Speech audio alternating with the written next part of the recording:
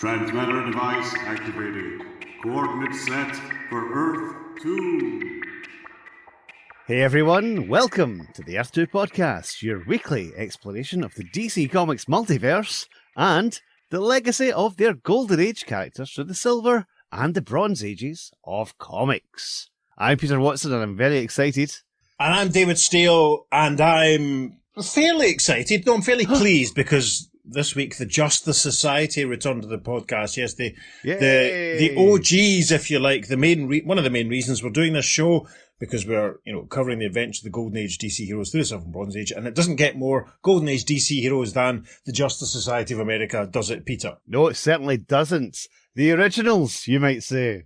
Whatcho? So this week we're bringing you issues 64 and 65, kicking off with issue 64, published on the 21st of October 1976, a week before my dear dead dad's 36th birthday. Peter will tell us about the cover. In the top corner, the line of DC superstars. The other top corner, 30 cents, number 64, February, and production codes 30417, approved by the Comics Code Authority. I thought I'd get all that out of the way, because here's the massive amount of text that they cram into this top third of the cover. Brace yourself. The legendary Justice Society of America in All-Star Comics with the Super Squad. Come on, guys. Yes. Condense it a bit. Yes. It's far too much. It's outrageous. The greatest heroes of the Golden Age are back. But let's talk about the proper image on the cover, because it's spectacular. We're outside a medieval castle. There's a battle scene going on. It's the legendary Justice Society of America, and they're fighting knights in armour. My goodness, Superman's front and centre. He's punching a couple of these knights. They're flying back. Oh, grasp, that guy with the shield. Looks like he's maybe perhaps going to break his neck. Who knows? When we write our DC comic. Flying in above the action, we have the Shining Knight on his winged victory. He has his sword aloft. Hawkman's flying in as well. Power Girl seems to be flying in. Running in from the rear is the Flash, and Star Spangled Kid looks like he's doing some shadow boxing or something there. He doesn't really seem to have anyone hugely near him. There is a knight like about several feet in front of him. He's squaring up, isn't he? Silver's squaring up. Yeah, he's just getting ready for him. That's it. But yes, it's a great action scene. There's a whole horde of knights right in the front of the cover, all kind of like in shadow and silhouette. Very, very moody. Oh my goodness, one of them has got an arrow drawn. Who's he going to try and shoot? Probably Superman, so it's going to be a bit ineffectual. But yes, dramatic cover. Very dynamic, and it gives me the rare occasion to use the word portcullis on the Earth 2 podcast, because there is a raised portcullis, and we can see that Supes and Jay and everyone are rushing out of the castle, and all these other soldiers and knights are running in. There's a very discreet W in the bottom right-hand corner, just in front of the bowman that you mentioned, so that's obviously telling us this is by Wally Wood. And you're right, the amount of text is extraordinary. Absolutely extraordinary. I should also, I was very lax in saying there, 21st of October is also the week before the birthday of our good friend Ross Aitken. Oh, of course. I hope he'll forgive me for that slight pause in that information. So, Ross, happy birthday for 1976. Also, of course, 28th of October was the birthday of Matt Smith, but he wasn't born yet, and the birthday of Ian Marter, who played Harry Sullivan in Doctor Who. Listeners, do you know anyone whose birthday was the 28th of October? Write in to the Earth 2 podcast at gmail.com, and Peter will forward it to Kenny. He'll print it out and bring it into us at work, and it'll be lovely. Right. So what we're trying to do at this point, listeners, is because there's so many ongoing comics happening here and there, we will do a couple of issues at once, just so we can try and get through them all a bit faster. This is the first of the issues we'll be covering today. Our opening splash image in issue 64 has a bit of captioning. Earth 2, a world much like our own, yet slightly different. There, young and old have joined forces to battle evil. The greatest heroes of the Golden Age returned from retirement to team up with the newest heroes to form the All-Star Super Squad. Superman, Hourman, Star Spangled Kid and Power Girl are in the laboratory in Justice Society headquarters. Star Spangled Kid demonstrates his upgrade of the Cosmic Rod via his new, exciting Cosmic Converter belt, blasting with a nice little kazap, and at the bottom of the page we get some more captioning and the credits, etc. for this issue. New powers, new costumes, and new menaces. It all starts now as... Yesterday begins today. And the credits for this issue: Paul Levitz, writer, Wally Wood, artist, Joe Orlando, editor, aided and abetted by Liz Berube and Ben Oda. So that'll be Liz on colours and Ben on letters. There's a nice scroll roll call at the side telling us the cast for this issue, and they are Flash, Green Lantern, Hawkman, Our Man, Power Girl, the Star-Spangled Kid. Superman. As Star-Spangled Kid demonstrates what he's done with his cosmic converter belt, Power Girl expresses a relief that it would be nice to have another team member with powers given Dr. Fate is still recovering. The Kid then produces something for Power Girl that he's created for her using his new control of the cosmic energy. It's an emblem for your new costume. Power Girl exclaims, "What?" And we get a close-up of her hand and we see that Star-Spangled Kid has created a very stylised P, very similar to the stylised S that Superman wears on his chest. Power Girl isn't too impressed at what Sylvester's made. In fact, she crushes the symbol in her hand, turning it to dust and dropping the fragments on the floor as she says, "Why, you little chauvinist piglet, that's just a Superman emblem with a P instead of an S. I thought you understood.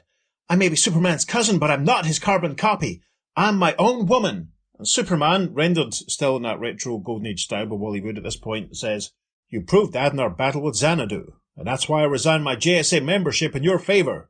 Stop fighting so hard. You've won." Very serious here, as Power Girl replies, "Finally." The grey-haired Guardian turns in silence, as though the one word after all the rest is simply too much. And behind him, the mighty girl from Krypton looks out at her world, learning for the first time what it means to be truly on her own. Superman moves to take his leave, but pauses as the Flash and Green Lantern arrive at the lab with someone else, a man in radiant gold and silver chainmail and armour. Green Lantern says, "We went to Egypt looking for a cure for Dr. Fate, but we found the Shining Knight." And that's who it is, of course, in armour. And Sir Justin gets things going when he says, "Forsooth, it was a fortunate happenstance, for I bring tidings of a foe so foul he threatens to destroy time itself." Superman and Green Lantern grumble about never getting a break, as Justin continues by saying that even as they speak, history is being changed. Hawkman, who's suddenly appeared from nowhere, expresses surprise at this, as does Superman and Star-Spangled Kid, as the night continues. "Passing strange 'tis, but truth none the less. Camelot is being attacked by the Roman Empire, who should not even know that Britain exists. Merlin has seen other omens as well, and summoned me through the veil of time. We must halt this plot, or we may cease to exist." The Flash says, "Then we'd better straighten time out and get things in order again. The Flash of Earth 1 is a cosmic treadmill, and using his developments, I've created a time vortex device. It can safely carry us all back to Camelot. Our Man, with your scientific background, you can operate the controls here in 1976. Power Girl says, "That'll leave the rest of us free to tackle this mystery." And a very moody shot of a very moping, moody, unhappy Our Man, as Rex says, "In other words, you're leaving me behind? Maybe I should just retire again. You could replace me with a cigar store Indian." Superman decides to hold off on resigning from the team, and then Green Lantern takes his leave, surprising the others but insisting that he's been away from the office of Gotham Broadcasting for far too long, ever since everything kicked off with Vulcan, and he has to go. Green Lantern flies off. A caption reads, And with that, he is gone, leaving his teammates dazed, yet preparing for even greater amazement. Back in the lab, we see Our Man standing next to a wonderfully rendered bit of kit. I want to know where they got all these floor-to-ceiling computer consoles with all their big buttons and levers and stuff on. They all look like something from Peter Cushing's TARDIS, probably. Our Man is gesturing to some equipment and saying, "If I understand the machine correctly, it will create a force field to throw you through time and also clothe you appropriately and translate your speech pattern."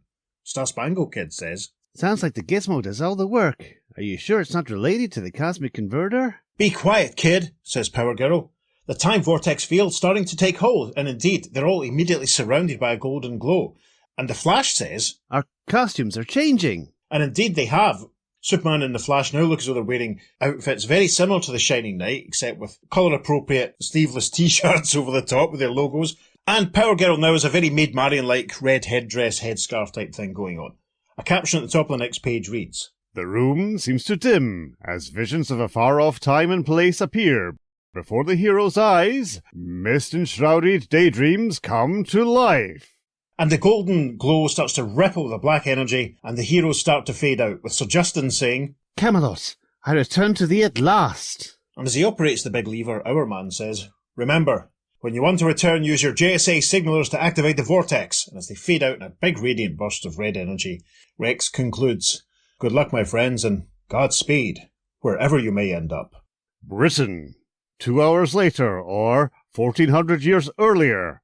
And, after using some carefully prepared coins of the realm to secure horses for transportation, our heroes are en route to Camelot. Says the Flash, and we see our heroes indeed all on horseback. Superman now has a big shield, we can see, with an S on it, very much like the one that Steve Rogers' Super Soldier had in the Amalgam comics. And this is hilarious, seeing all the heroes in armour on horseback.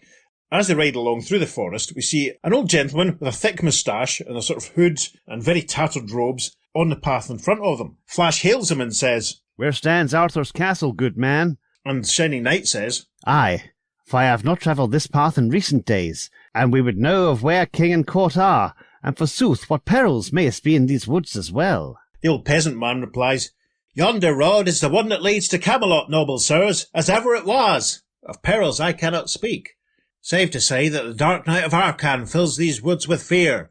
On that note, a figure in dark armour with a green cloak rides in on a black stallion, bearing a pike in his right hand, and he says, "Rightly so, for am I not the strongest knight in all of Britain? Why should not all walk in fear of my shadow, and only walk at all because they pay my toll?" Superman gets a close-up as he says, "Your demands are foolish, Sir Knight. We have no quarrel, but I alone, unhorsed, will stand against you." He gets down to the ground. Hands on his hips, he says, "For I can recognise your evil, no matter how disguised by time." And the knight rides forward on his horse, bearing his lance or whatever it is, his jousting stick, right towards Supes. He says, "I do not understand all you say, strange one, but I feel thine insolence. That alone will cost thy life." And as his horse rides past Superman, we see his lance shattering against Superman's body with a crash. As Supes says, "I don't think so, Sir Dark Knight. No, not at all." And then we see the knight sitting on the ground, absolutely furious, waving his hand at Supes. He says, "Trickery! You are a sorcerer, not a knight. Rules of honour do not hold. Men of Arcan Forest, to my side! Seize yon foul wizards!" And the caption for the next panel reads, Editor's note, we think this panel speaks for itself. And it's basically just Superman fighting a bunch of knights and soldiers, throwing them around willy-nilly, very, very exciting, etc. While Supes is tangled up in all of this, a soldier on horseback makes a grab for Power Girl to try and carry her off, but she fights back and throws him into a nearby lake, which is fun. We see some of the knights running away in the background, and we see some of the other knights lying on the ground, as Superman says, "Our playmates seem to be worn out, Hawkman. Perhaps now they'll be more willing to let us go on our way." And a poor, pitiful knight kneeling in front of them says, "Aye, anything, mighty knights. Only please, great sirs, spare me. Leave me alone." Yet 1400 years later, another man desires quite the reverse. Yes, we're back with poor Grumpy Chops, our man, who's standing in the laboratory and thinking, "It was a mistake coming back to the team. They don't need me. I'm a useless antique, only good for waiting around. It's so lonely in here, I can almost feel it growing colder around me. Wait a minute, I'm not going crazy. It is getting colder." And we see in front of him a piece of equipment that's basically, well, Rex clarifies when he says, "That alarm device is frozen solid with ice. Either Gotham City's shifted below the equator, or the icicle's back in town." And he turns, and indeed we see the icicle is back in town, because he shoots our man in the chest with his cold gun, saying, "Correct, our man, and I hope that little discovery keeps you happy, because I plan to keep you on ice for the rest of your foreshortened career." And we see that our man is completely frozen in ice. And the next panel is Icicle crosses to the laboratory and starts pressing buttons and flicking switches, continuing to say, "And don't worry about your JSA friends blaming you for letting me in to this lovely headquarters. They were the ones who didn't brief you on the modernized alarms they installed during your retirement and the special warning signals. They made you the weak link in their chain, and through you, the Injustice Society will finally triumph." Gasp! On that note, reader, we turn our attention from JSA headquarters to a grander edifice, one that also houses the heroes of its nation, Castle Camelot. It's only a model. That's up. And our heroes have arrived outside the glorious castle before heading inside, where they meet not only King Arthur, but Merlin as well, who explains to the king that he used his magic to summon the Shining Knight back to them, and that he brought some strangely garbed allies as well. We see at this point that the JSA are back in their standard uniforms, which is a bit of a shame. We now learn about the disruption to history. King Arthur and his people are being attacked by legions of Roman soldiers, which shouldn't be the case, as the Romans never returned to Britain after they left. The JSA agree to help Merlin and the king and set out to face the approaching Roman army. So, over an amazing shot of Sir Justin leading the JSA and all the knights over the drawbridge out of the castle, which means I can also say portcullis for a second time, a caption reads, "The force that passes through the castle gates may not be the mightiest army assembled in history, but it is surely the bravest. For here are assembled the greatest knights of the age of chivalry, the defenders of the realm, and the equally legendary heroes of the atomic age, all fighting to defend a kingdom whose secrets are known to only two men. And now, reader, to you as well." With King Arthur on his throne, Merlin speaks, saying, "It is begun. They will reach the Romans in but seconds, and then the battle will start." "We must succeed, Merlin. Too much is at stake here. I gamble my very existence upon these events, a gamble I have never before had to take." "We can only wait and see. Your plan has been put into motion, the gamble taken. There is nothing left to do but watch." And Merlin crosses to a hanging drape and pulls it to one side. The curtain parts, drawing back to reveal a room unlike anything legend describes as being part of Camelot. Yes, it's extraordinary. It's not what you'd expect to see at all. There's a massive viewing screen for a start, but in front of it there's a whole bank of controls and monitors and levers and switches. Very, very futuristic. Very like the inside of the JSA laboratory, actually. On the screen, we see a view over Superman's shoulder of the approaching Roman soldiers, and the captioning continues. But perhaps legend is false, for the view screen is there, revealing the Romans' first charge against the army from Camelot. Yet, if legend is true, then what are we to think? Only the unthinkable, that Camelot itself is false. The JSA and their army start to battle the Romans, but Power Girl very quickly notices that the soldiers they're fighting are actually robots. Superman says, "No one in the 16th century knows enough to manufacture robots. There isn't even electric power here." Power Girl replies, "No, but there is someone who knows enough to send a message through time, and maybe other things as well." "Merlin," exclaims Supes, "you got it, big boy. And since this whole Roman shebang is a hoax, may I suggest we return to Camelot and find out what the heck is going on?" And they say this amongst the wreckage of not only the Roman robots, but all the equipment they brought with them. There's a quick return to the 20th century, and we see in the offices of the Gotham Broadcasting Company, Alan Scott is dealing with a couple of, I suppose the only word for them is bailiffs. There's a balding chap in glasses, another chap with a moustache and a hat, and they're taking the leave with the guy with the glasses saying, "That's our last word, Mr. Scott. You pay us the $500,000 you owe, or we foreclose on your Gotham Broadcasting stock." Alan replies, "Gentlemen, I have been trying to raise the funds, but..." "No buts, Mr. Scott. The money on Tuesday, or you can look for a new name on your door." Alan then has a conversation with his secretary Eileen, but he upsets her by responding aggressively to her sympathy. She walks out, leaving Alan to reflect on his uselessness. Back at Camelot, Merlin and King Arthur observe the JSA and Sir Justin returning from the fight on their big screen, with Merlin saying, "They've come back from the battlefield, and they know what we have done." Of course, we couldn't hope to hide it for long. Now it all depends on how much our Romans have weakened them, and whether the rest of the defences hold. Outside, the top of the castle is suddenly surrounded by rippling bands of black and gold energy. Star Spangled Kid is first on the scene, and he and Hawkman are attacked by flying crossbows. Sylvester zaps them, and Hawkman and Power Girl distract them and block the crossbows' attack. Lightning then bursts from the top of the castle, knocking Hawkman and Power Girl unconscious. Superman then takes a mighty leap and shatters the top of the tower that's causing all this bother, sending it crumbling as a recovered Power Girl then bursts her way through the wall of the castle into the room where Merlin and King Arthur are waiting. Superman follows, but Merlin restrains the cousins with a force field. The Star Spangled Kid quickly flies in and zaps the staff that Merlin has used for the force field. "I've lost control of the shield. I cannot capture more of them."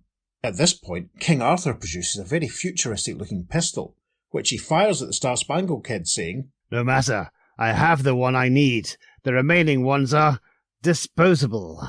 He then turns and shoots Hawkman as he flies in. J-Flash then zooms in, punching out Merlin, and after managing to dodge a few of the King's shots, Arthur anticipates his path, and then Jay falls too. Pistol in hand, King Arthur stands over the unconscious Flash and says, I've won. At long last, I've defeated you all, and it is only fitting that your defeat shall lead me to an even greater victory. We see Superman and Power Girl trapped in their force field as Superman says, You haven't won while we're still alive. Power Girl says, We'll find a way to make you pay for killing them. This stupid bubble won't hold us for long. The shield does not need to hold forever, and your friends are not dead, only stunned. I need them alive. They are the bait, you see. The bait that will win me eternity. You're obviously not King Arthur, and you know us from our time. Who are you? And at this point, King Arthur starts to untie the headdress he wears, saying, You've never met me, Superman, but you know my name and face. Few in history do not know. Not only has he taken off the headdress, but he's removed the white beard to reveal a much neater, darker beard underneath. Superman recognises his face instantly when he says, Vandal Savage, the immortal villain. Yes, but immortal no longer. The Flash and his other Earth counterparts stole my immortality from me. A quick footnote reminds us of... in Flash 235, or indeed the previous episode of this podcast. And I shall use you to get it back, Superman. This entire medieval affair was simply a trap designed to put you in my power. Now, if you value your friends' lives, you'll have to follow me to a far distant world, where you shall surrender your life, so that I can live forever! Trapped in their force bubble, Superman and Power Girl can only look on as Merlin gestures and green energy lifts the Star-Spangled Kid and Hawkman from the ground, and we see on the large screen behind them a weird futuristic-looking alien city as the closing caption kicks in. Next, the world that wanted Superman's life. The Flash fights alone. Power Girl or powerless corpse.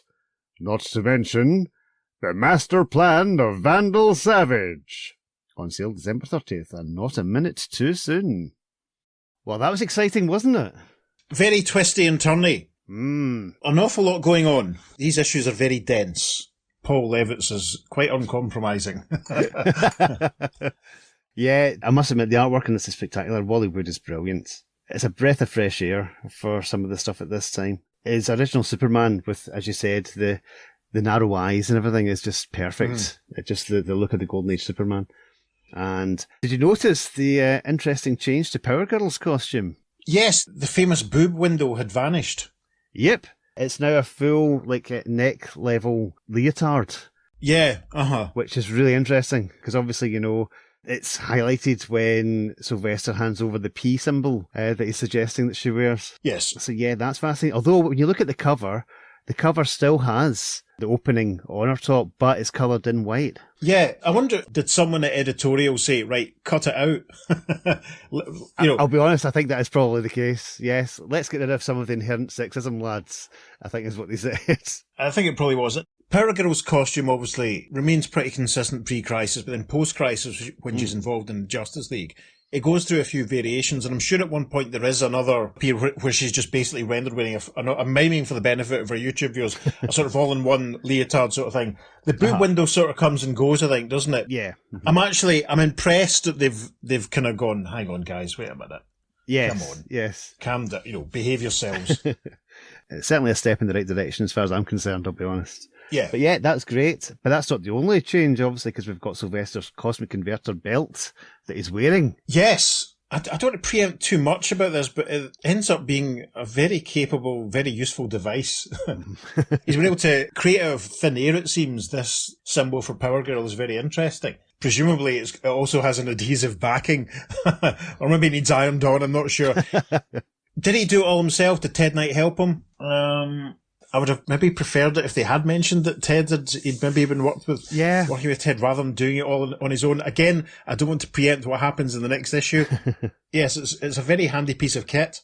Yep, certainly. And again, speaking of kits, we've got Jay's time travel device. Yes. That he's rigged up, based loosely on the Flash's Cosmic Treadmill, which there is no evidence of anything looking treadmill-y at all here. Yeah, I mean, there's so much equipment in this laboratory, and we don't really see, beyond our man operating a lever, we don't really see anything of the thing that Jay has built that allows him to travel in time. That's quite interesting. Yeah, there's kind of like a view screen's like circle behind our man as he's activating it, but there's no evidence as to what actual part of this machinery is Jay's device. There is actually, to the left of our man in that panel, there is something that does look like an upright toilet seat. Yes. Jinx, you'll be a Fanta. It's your one-stop time travel toilet stroke medieval costume generator. Every home should have one. For when you really have to go. Yeah. You can go whenever you want to. We've really dropped to a level today, haven't we, listeners? All this talk of toilets and boob windows. I'm fascinated by the fact that it close them appropriately and translates their speech patterns. How? Yes. It's a TARDIS type thing, isn't it? It kind of is, yeah. The TARDIS translation thing, but it changes their clothes and they're in these nice medieval uniforms and outfits for the next 4 pages, and then they switch back to their normal costumes once they get to the castle. That's bizarre. I mean, did they get changed, or did they let our man know that they were safe and he pressed that? No, they couldn't because he was frozen by that point. So why did they change back to their regular clothes? Why? I don't understand that part. Maybe it's some sort of holographic field and it wore off, and their clothes hadn't actually physically changed. It's just the look of how they were perceived. Well, if you're suggesting that, why does Superman's cape blow in the wind? And actually, see if you look at the panel where they're all standing outside Camelot, it looks like Power Girl's dress is either backless or else she's naked apart from that blue strap thing, which is bizarre. Yeah, She can't be naked. No, when you look at it from the front, gosh. Maybe that's the hologram wearing off. This is the Power Girl's wardrobe episode. Yeah, its inconsistency is fascinating, yes. Yeah, I mean, it's weird. It's almost like for a couple of pages they just turn into a sort of, Arthurian Elseworlds version of the team, and then they change back again. So, is this the first time that Merlin has appeared in the podcast? I can't remember. I'll be honest, I can't remember either. He's certainly been referenced in the Shining Knight stories. He might have been in a flashback in that Shining Knight story, actually, that we did, the Teal Mora one. He might have been in a flashback in that. Right. But as far as actual proper starring, then yeah. If this is indeed Merlin, who knows? Yeah. Obviously, we'll probably see a bit more of him next issue, so we don't preempt too much. But yes, King Arthur, well, let's skip to the reveal. This is not the real King Arthur. No. It's Vandal Savage. Yes. And he has conspired with Merlin to bring the JSA back into the time where he's trapped. And we don't actually find out how he has ended up this far back in the past himself. Mm-hmm. Yeah, because the last time we saw Vandal, he'd been hiding in a tree. That's right. And had been kidnapping Iris and everyone. Yeah, that's a while. It's nice to see him, I suppose, disguised as King Arthur. Mm-hmm. Is King Arthur the sort of person that Vandal could have masqueraded as through the centuries? I don't know. Well, here's a question. It implies that this is Vandal Savage from our time who's gone back in time. Yes. But because Vandal's immortal and has been around since caveman times, there must already be a Vandal Savage living at this time. So if he's gone back in his own timeline, usually that means you become like a phantom and you can't actually interact with anything. Of course, yeah. But this is Earth 2, so I don't know if the rules are different in Earth 2. Yeah, and because 235 through 237, that was quite heavily Earth 1 involved, wasn't it? Oh God, I don't know. I wish we hadn't asked now. So if Vandal can go back in his own timeline and he knows that there's another version of himself in this time period, would he not think to maybe use this time travel technology to team up? Get an army of Vandal Savages? Or would that be Vandal Savage? That's interesting. I mean, the time travel, when you think about it, is quite confusing. Because, I mean, he's in nice historical England here.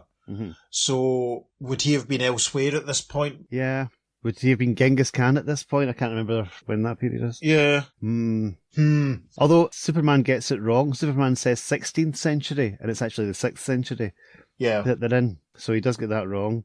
And of course, I need to mention something that I always mention whenever we do time travel stories, and that is the fact that Alan Scott says, actually, I need to go off and deal with some business. Alan, they're about to travel in time. You could go away, have an adventure, and come back like an instant after, you have that adventure. You would be away in the wink of an eye. So why do you have to go away and deal with your business troubles? Yeah, that's a very good point, but it does assume that they're going to go there and then come back and make it all back safely. Well, that's true. You're absolutely right. He should have gone with them, and it's crazy that he didn't. Mm-hmm. Because Superman was going to leave, but he decides to stay and go with them. Yeah. But it's also good because they are dealing with this Green Lantern plot point. It's been hanging for the last couple of issues. This is the trouble. When you start seeding subplots, you have to deal with them. Yeah. Even if it's not convenient for the main story that's taking place. The exciting world of a business that might be going under. Oh, the kids must have loved that back in the day. 1976 children were saying, wait to find out what's happening to Green Lantern's company. Is it going to go bust? Yes. Listeners, if you were reading at the time, was that your favourite part of the plotline? Write in and let us know. High octane action. I do love the confrontation that they had in medieval times with the Dark Knights. Yes, that was quite funny. The Holy Grail had been made by now, wouldn't it? Yeah. Uh-huh. That's quite interesting. It would have been good if if they said they'd beaten him and he'd just said it was only a flesh wound or something. Listeners, were so tempted to do pretty much every Monty Python and the Holy Grail reference we possibly could. I might not edit out me saying Camelot, it's only a model. Yes, leave it in. Yes, you can edit out me not understanding what you meant. I mean, there's some really interesting images in this. Who made all the robots? Where did the robot Romans come from? Yes. Superman lifting up the giant catapult and then trashing it is good. We kind of skimmed over that bit. But that forms the basis for the cover of the Spanish reprint. So watch out for that in the socials this week. Ah. There's some nice, just fun images of Merlin and King Arthur watching Superman squaring up to a legion of Roman soldiers on a big view screen. That's brilliant.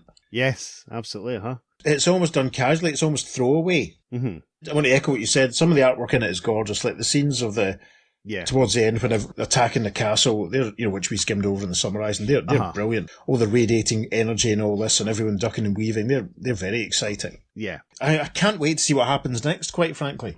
Gasp. So we'll jump forward now to All-Star Comments in issue 66. And first letter says, Paul and Wally, I've just finished All-Star Comics 64. Quite bluntly, it was phenomenal. I loved it. Mr. Wood, the words poetry in motion can't do justice to what you do with a pencil and brush. I've never seen a more majestically powerful Superman. I'm elated over the fact that the Levitz and Wood team on All-Star is permanent. You'll easily keep this book at the top of my list, so says Steve Magnus from Kentwood, Michigan. And the editorial response reads, glad to put quotes around the permanent, Steve, because we all know that nothing in comics ever is. In fact, Wally's already involved in producing a new hardcover volume of his Wizard King characters for a French publisher and requested a furlough from these pages. Taking over the penciling is Joe Staton, whose E-Man work won fan acclaim 2 years ago, and former Wood assistant Bob Layton is handling the inking. Hey. While neither gentleman has Wally's reputation, wow, they share his enthusiasm and promise to keep up the high standards he set. Wow, that's obviously something we have to look forward to. But yeah, Bob Layton, tremendous. One of my favourite comic book creators. The next letter goes like so. Dear people, at last, a few criticisms for All-Star. Writing love letters is fun, but boring, so I'm grateful for this chance to do something else, even though I thought number 64 was by far the best issue since the book's revival. First of all, the Star Spangled Kid and Power Girl are now fully fledged members of the JSA. Since all the principal characters are now JSA members, why do you stick to the Super Squad title? And what happened to Power Girl? Somebody took all the pizzazz out of her costume. Perhaps somebody thought she was simply too hot for the comics page and decided to take her hip-hugging belt and chest circle away. If that's the rationale, it didn't work. As drawn by Wally Wood, Power Girl is still too hot to handle, and the only result is that DC's most dynamic heroine is just that much less dynamic, okay? On to the usual praise, or unusual as the case may be. Yesterday Begins Today was fabulous. Funny how so many mags need an overhaul, and something beautiful like All-Star makes some minor staff changes and comes up even better. It's really not fair, but you won't hear me complaining very loud. Levitz has thoroughly outclassed Conway. His writing is a lot less melodramatic and much more subtle, and his dialogue is excellent. Bringing the squad to Arthurian England was a nice move on all counts. Such a refreshing change of pace, they really needed to get away from their gummed-up present after the first few issues wound up. Best of all, it let Wood go wild. His art in this issue reminded me of some of his best work for EC. I thought I'd missed the remarkable layout work of Keith Giffen, but Wood is a great craftsman and artist, and I'm thrilled with this work. And that's from Bob Rhodey in Dayton, Ohio, and the editorial response to Bob goes like this. Only one of our readers wrote in expressing a preference for the Giffen Wood team over pure Wood. But we must admit to thinking that both efforts were among the finest we've ever been able to participate in. As for changes in Power Girl, those were suggested by Wally, who felt they enhanced her attractiveness. And when Wally Wood talks to us about women, we just listen attentively. Oh, God. Apologies, listeners. And the final letter says, Dear Joe, Paul and Wally, All-Star 64 was a prime example of the type of excellently executed we readers should be treated to more often. Between the usual fast-paced, intelligently scripted Paul Levitt storyline and the fine eye-capturing Wallywood artwork, I had much trouble in trying to find any type of mentionable flaw in the entire issue. No lie. As I have so often stated before, Paul Levitt is surely one of the finest storytellers in the comics field today. Every one of his stories, whether presented here, in Adventure, or wherever, glows with the finely crafted care he obviously takes into consideration whenever he sits down to weave a new reason for praise. The tales gleam with the realism, power, sensibility, and fine craftsmanship of plot and character, which tend to remind a guy of Denny O'Neil in his finest days as a writer. Wally Wood, you outdid yourself. Magnificent job. And I only hope you don't become too busy with other projects to cease being able to do the entire job of penciling and inking and plotting All-Star. Well, we know what happened there. One more thing. What's happened to Robin? We haven't seen the old boy since issue 59, discounting his recent JLA appearance. I enjoy the way you're juggling the characters for each story, but I would like to see Earth 2 Dick Grayson again, says Rod McLaughlin from Ramsey, Montana. Response to that is Robin's appearances have been limited while the Teen Titans mag was getting its feet off the ground again, but he's back for a few panels, spoiler, in this issue and will continue to appear from time to time, so we can look forward to seeing him in issue 66. That's a really interesting point, actually, because they made such a fuss of introducing him as the adult Robin. Yes. And then he hasn't been seen for ages. Mm-hmm. And to be honest, listeners, I hadn't noticed. Is that bad? Gasp. I know, but it's interesting that they're saying this, that they didn't want to clash with Teen Titans, so they didn't want to confuse readers by having more than one Robin around. Sure. That's quite an interesting thing to take into account. And he would have been guest starring in Batman Family as well at the same time. Exactly. So yeah, a lot of Robin action. Maybe that's why I hadn't noticed, because we've done a few stories with Robin in. And of course he was in the JLA-JSA crossover quite a bit. Yeah. There's another bit of editorialising that just runs out this page before we get on to the next issue, and I'll just read that to you quickly. Ever wonder what the origin of the Justice Society was? Reader Charles Patterson of Huntington Beach, California did, and he asked us to reprint the story in question. But when we checked our files, we discovered that an origin tale was never written, much less published. Never one to turn away a good suggestion, we sent Paul to his typewriter at once. And the extraordinary double-length origin epic that resulted will be coming your way in DC Special number 29. More details when we get closer to press time, and obviously we'll be covering that on the show as well. So, that's issue 64. We'll have a quick transporter sound effect and we'll be back with you for issue 65. Change of plan, folks. Sadly, I've not had enough time to edit the rest of this week's episode, so what we're going to do is we're going to split it into two parts, which is fine because it's two issues that we were covering. I'm absolutely fine with this, obviously.